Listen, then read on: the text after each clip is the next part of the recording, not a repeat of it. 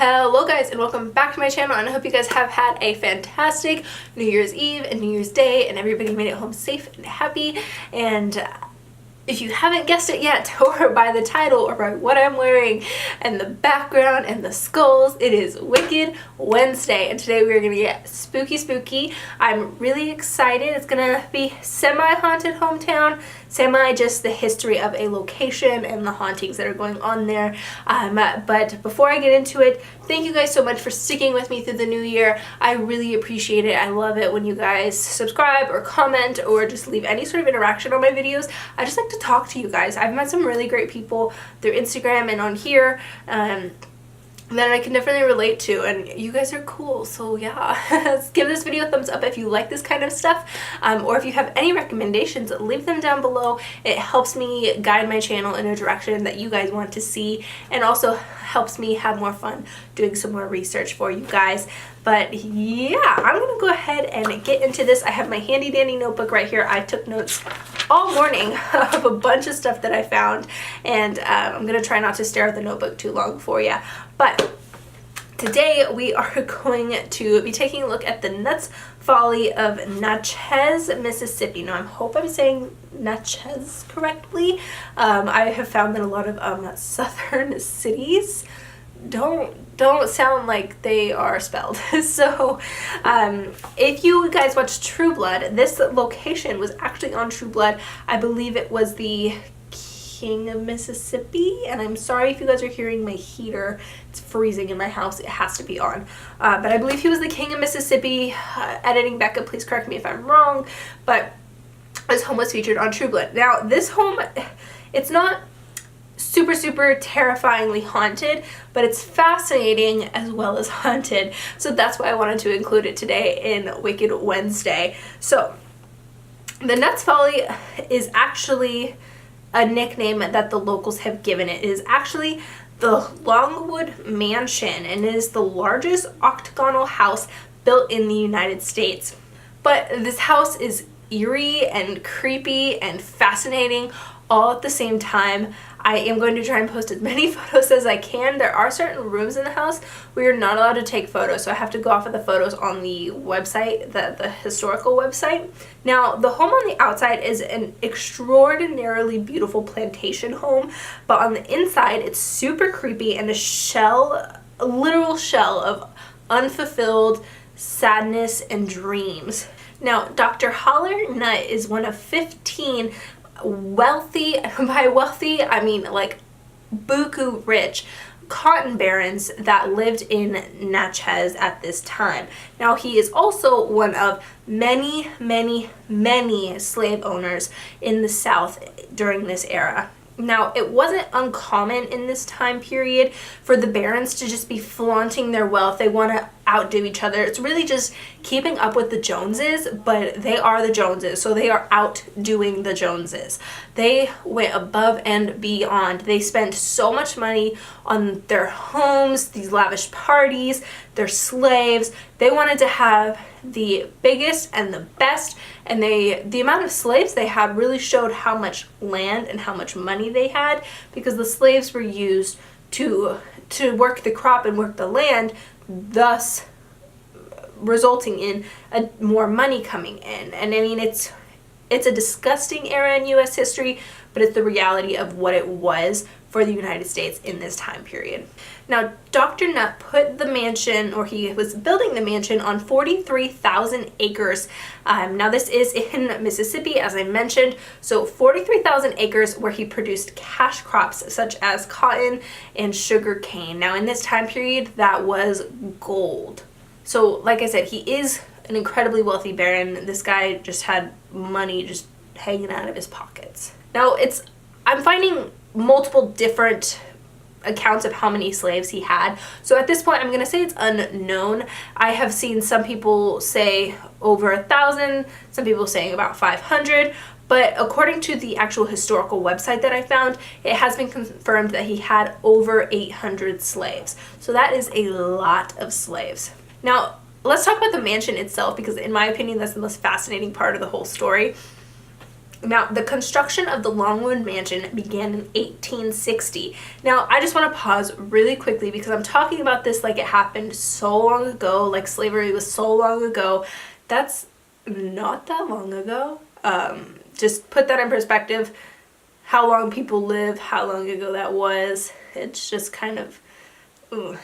Now, Dr. Nutt wanted to spare no money in making this mansion. He wanted the biggest and he wanted the best.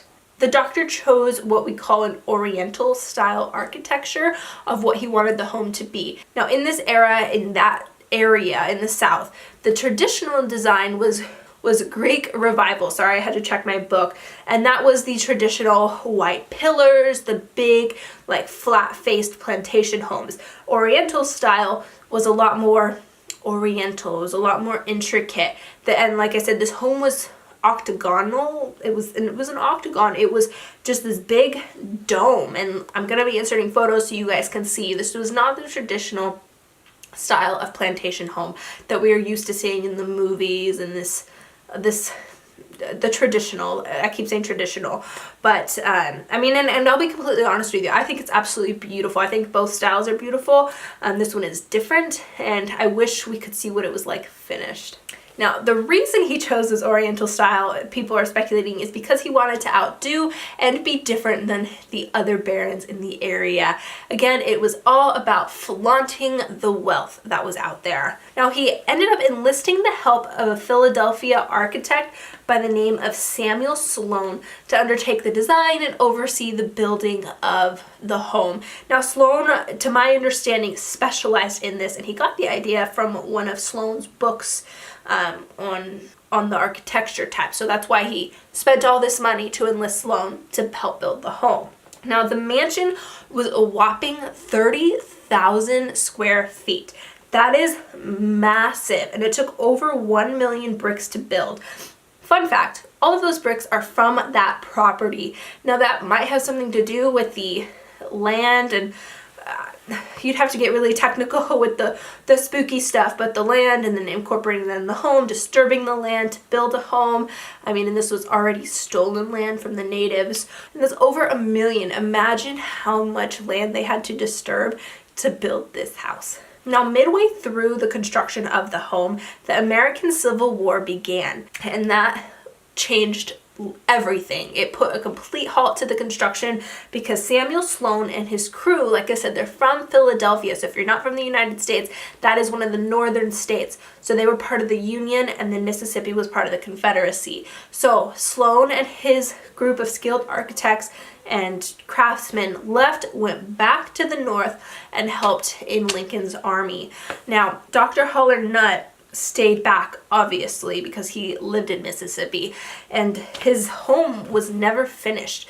So it just was this shell of the outside, and in the photos you can see it looks like the outside is finished, but when you see the inside, they left it like that.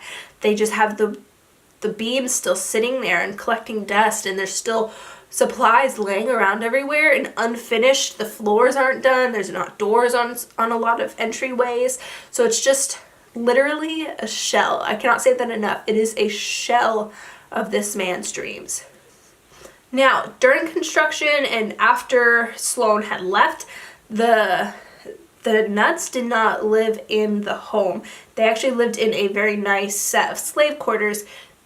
And I say a nice set, but they basically built it themselves and called it slaves' quarters. And they lived kind of a little bit outside of the way of the home while during the construction. Now, once the construction stopped, they ended up moving into the home and living in the basement where the slaves had been living. So they finished the basement and then they moved into the basement. It's a little confusing. I don't know where the slaves went. I tried to find out if they sold the slaves or if they still had them and just had them living in the slaves, like the actual slaves' quarters. I'm not 100% sure, and I wish I could tell you guys. But I'll be honest, from everything that I'm reading, this not finishing the home really broke down Dr. Nutt, and it hurt his ego, it broke his heart, it hurt his dream was just crushed. Now, Dr. Nutt ended up passing away from pneumonia. Some people say it was a broken heart because the home was never done, but I mean, doctors have confirmed that he did pass away from pneumonia. Dr. Nutt left behind his wife, Julia. They did have 11 kids, but from what I'm reading, some of those kids died in childhood. So there were 8 surviving children that were left with Julia. And again, Julia and those kids were living in the basement of the home. They never even attempted to finish because they lost all of their money. Not all of it, but most of it was lost after Dr. Nutt had passed away, and Julia ended up having to sell off acres of the property to just pay for the property tax of 43,000 acres. Now, honestly, I mean, this was quite some time ago, not that long ago, but quite some time ago.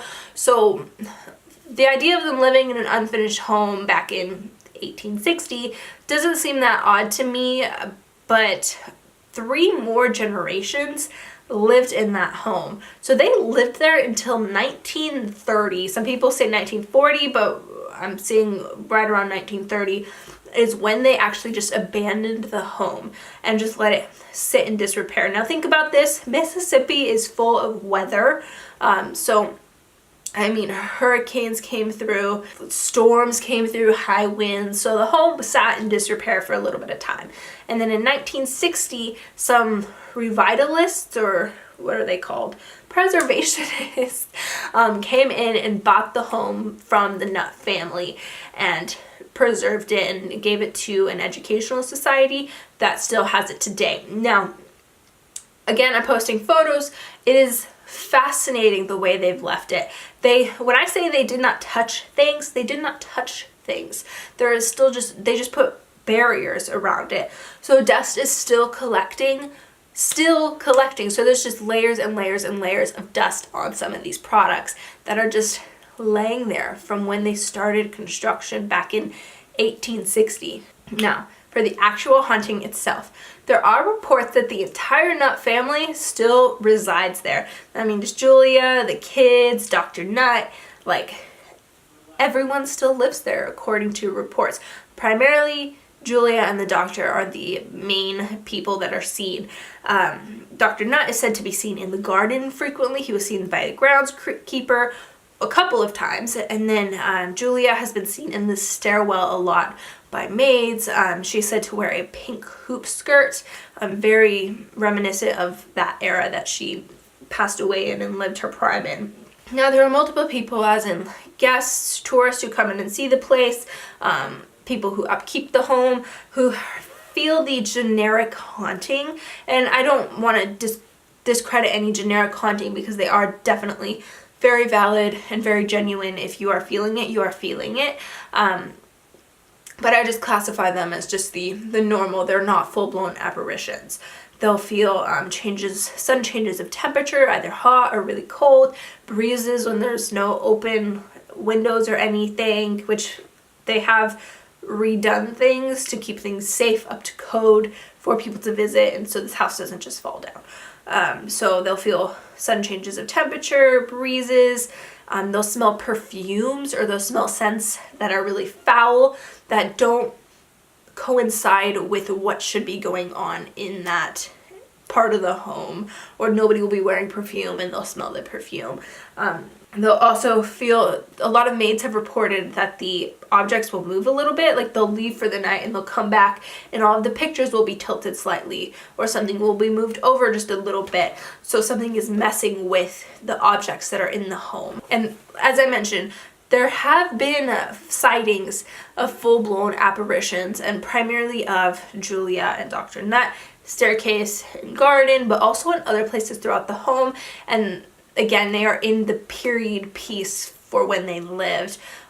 Some people have said that they thought that was just because if you look up the videos of people touring the place, they are wearing period clothing. So people have said that they thought it was just a worker in period clothing out in the garden or in the staircase. But when they're told there's only 1 or 2 workers there, they're both women, they're wearing purple, then they're like, that was a ghost. That was not who was supposed to be here. So that has happened quite a bit. Now, the scariest haunting, in my opinion, I do have to read this because this was her account, was towards Louise Burns. Now, she was the resident director of Longwood for over 20 years. So she, to my understanding, lived in the home, in one of the bedrooms or in the basement, for 20 years. And then one night, she awoke in the dead of the night to feel her head lifted off the pillow. Not her full body, just her head was lifted off the pillow, which is very weird. And she tried to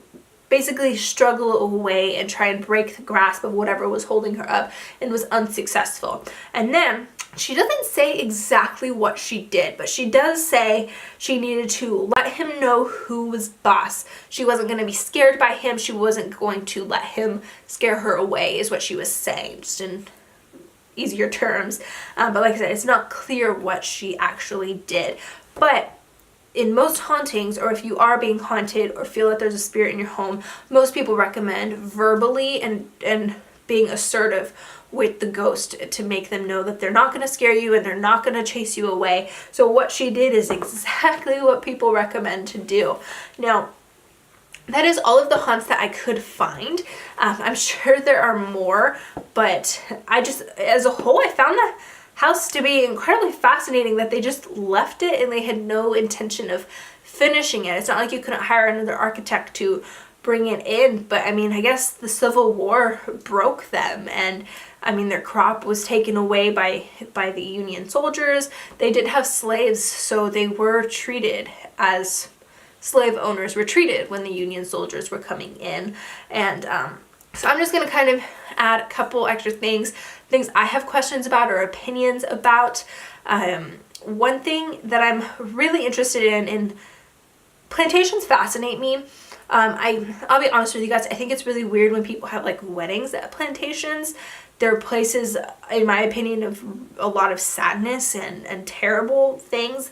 And I'm not saying you shouldn't visit them, because I do want to visit a plantation that is a museum or a historical site. I don't know. I feel weird about people having a big celebratory thing, and where people were, some slaves were beheaded and whipped and raped, and it was, I mean, terrible. So one thing I'm very interested in, and why I didn't find any stories like this, are of ghost stories about the slaves. So I'm wondering if the slaves were killed in the home, or if they were ever killed, or if they were all just sold off, what kind of slave owners they are. Now, I'm not saying any slave owners were good, but were they absolutely terrible slave owners, or were they like slave owners?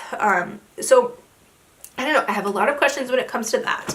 And I did find, very oddly enough, a lot of websites were trying to say that he was a sympathizer with the Union, and he ended up trying to help the Union. So there was a lot of weirdness going on the different accounts that I was finding. I'm not sure if the articles were a little biased or unbiased, or if there was just, or if I just wasn't understanding what they were trying to explain with that. But the whole thing's really weird. I want to see it. From the outside, it looks beautiful. I want to see the dust that's still sitting there that people haven't touched. I want to see the carriages that are still in there, like, and this shell of this man's dreams, and it just got crushed and taken away. And is that karma? Is it not karma? Was it just bad luck? Like, I don't know. Tell me what you guys think down below. I'm sorry if this video gets a little bit long. I'm saying I'm at 21 minutes of filming, but I hope you guys enjoyed this. I want to do so many more like this. It was fascinating. And if you guys have any places you want to see, please let me know down below. And again, give this video a thumbs up if you like it, because it helps me know what you guys want to see, and subscribe to my channel, because I would love to have you as part of the family. I just keep getting closer to the camera. I put out please refocus. I put out so much different types of content. There's bound to be something you'll like, or you can just hear me blabber on forever and see me talk to my cats, and follow me on my social media. It's all linked down below. Okay guys, stay safe, stay spooky, and again, Happy New Year.